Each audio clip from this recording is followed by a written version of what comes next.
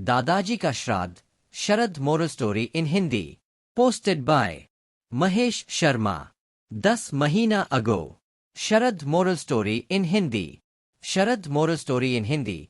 नवीन एक 8 साल का छोटा सा बच्चा था। आज वह स्कूल में छुट्टी के बाद बाहर निकला तो उसका माँ कविता उसके इंतजार में खड़ी थी। उन्हें देखकर नवीन दौड़ता हुआ उनके पास आया। कविता, बेटा जल्दी से घर चल और आज जल्दी से होमवर्क कर लेना, कल हमें गाँव जाना है। नवीन, क्यों मम्मी, गाँव क्यों जाना है? अभी मेरे स्कूल की छुट्टी भी नहीं है। कविता, बेटा घर चल, सब बताती हूँ। घर पहुंचकर नवीन जिद करने लगा। नवीन को गाँव जाना बहुत अच्छा लगता था, लेकिन जब से दादाजी नहीं रहे तब से उसका मन गाँव जाने का नहीं करता था। गाँव में दादी थीं, लेकिन नवीन को दादाजी बहुत प्यार करते थे। कविता, बेटा परसों दादाजी का श्राद्ध है, इसलिए कल हमें गाँव जाना है। नवीन, माँ ये श्राद्ध क्या होता है? कविता उसे श्राद्ध के बारे में सब कुछ बताती है। उसमें नवीन को एक बात अच्छी लगती है कि दादाजी हमारे घर भोजन करने आएंगे। अगले दिन नवीन अपने मम्मी पापा, कविता और राकेश के साथ गांव पहुंच जाता है। वह जाकर दादी जी के पैर छूता है। दादी उसे ढेर सारा प्यार करती है। वह ध्यान से देखता है कि दादी पहले से बहुत कमजोर हो गई है। नवीन, दादी आप तो बहुत कमजोर हो गई हो।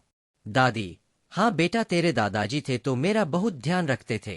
अब मेरे से घर का काम भी नहीं होता और अकेले में कोई बात करने वाला भी नहीं है। नवीन, तो आप हमारे साथ चलो वहां, पापा मम्मी के साथ रहना, फिर हम दोनों बहुत सी बातें करेंगे। नवीन की बात सुनकर कविता और राकेश थोड़ा डर गए कि कहीं उनकी माँ साथ चलने को तैयार न हो जाए। दादी ने दोनों की ओर देखा और वो समझ गई कि इनकी मर्जी नहीं है मुझे साथ में रखने की। दादी, बेटा मैं यही ठीक हूँ। वैसे भी तुम्हारा घर बहुत छोटा है, मैं वहां कैसे रुक पाऊंगी? उसके बाद दादी ने राकेश को सामान की लिस्ट दे दी और कहा, दादी मैंने पंडित जी को भी बोल दिया है, वे सुबह 11 बजे आ जाएंगे। तू ये सामान इकट्ठा कर ले। राकेश थैला लेकर सामान लेने चला गया। कविता घर के कामों में व्यस्त हो गई। शाम तक राकेश के बड़े भाई और भाभी पहुंच गए, साथ ही राकेश की बहन रमा भी पहुंच गई थी। पहला श्राद्ध था, इसलिए पूरा परिवार इकट्ठा हो गया था। जिस घर में कल तक सन्नाटा पसरा रहता था, वहां आज काफी चहल पहल थी। दादी अपने बेटे बहुओं और बेटी को देखकर बहुत खुश थीं, लेकिन उन्हें यह भी पता था कि यह सब 1-2 दिन का ही मेला है। शाम होते होते दादी को दादाजी की याद सताने लगी। जब वे जिंदा थे तो इस घर में हमेशा मेला लगा रहता था। गांव वाले उन्हें बहुत मानते थे, इसलिए हमेशा कोई न कोई उनके सामने अपनी परेशानी लेकर आ जाता था, जिसका समाधान दादाजी करते थे। गांव के आपसी झगड़ों को सुलझाने के लिए दादाजी को बुलाया जाता था। अगले दिन दादाजी का श्राद्ध था, सारी तैयारियां हो चुकी थीं। ब्राह्मण को भोजन कराया गया, दान दक्षिणा देकर विदा किया गया। उसके बाद पूरे परिवार ने भोजन किया। दादी और मम्मी सबको भोजन परोस रही थीं। पूरा दिन काम निपटाने, मेहमानों की चहल पहल में निकल गया। रात के समय बैठकर बातें कर रहे थे। नवीन, मैं अब दादी के पास रहूंगा। यह सुनकर सब अवाक रह गए और नवीन की ओर देखने लगे। कविता, बेटा ये तू क्या कह रहा है? तेरी पढ़ाई का क्या होगा? वैसे भी तू अभी इतना बड़ा नहीं हो गया कि दादी की देखभाल कर सके। नवीन, नहीं माँ, दादी को अब किसी सहारे की जरूरत है, नहीं तो वो भी दादाजी की तरह चली जाएंगी। मैंने फैसला कर लिया, अगर आप लोग दादी को अपने साथ नहीं रख सकते तुम दादी के साथ रहूंगा। दादी, बेटा मैं ठीक हूं, तू कभी कभी मुझसे मिलने आते रहना। नवीन, नहीं दादी, जिन बच्चों को आपने पाला पोसा उनके पास आपके लिए टाइम नहीं है। मैं आपको छोड़कर कहीं नहीं जाने वाला। नवीन की बातें सुनकर सभी की आंखें शर्म से झुक गईं। सभी ने नवीन को बहुत समझाया, लेकिन वह अपनी जिद पर अड़ा रहा। राकेश और कविता को बहुत गुस्सा आ रहा था। वे दोनों न अपनी माँ को साथ ले जा सकते थे, न नवीन को यहाँ छोड़ सकते थे।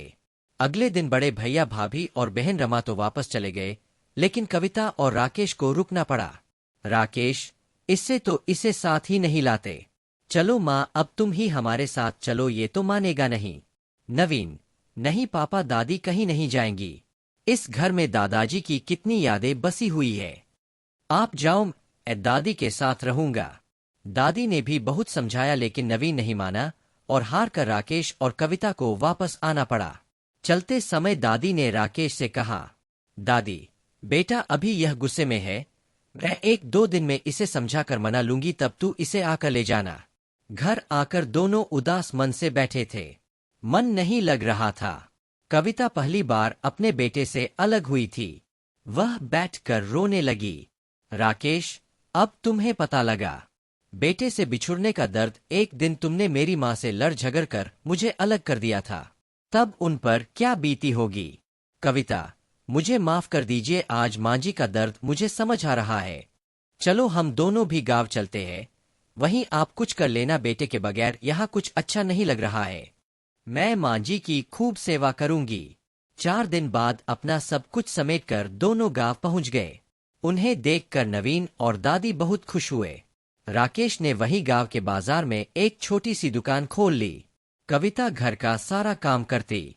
नवीन को पास ही एक स्कूल में दाखिला दिला दिया। नवीन की जिद ने एक परिवार को वापस अपनी जड़ों से जोड़ दिया।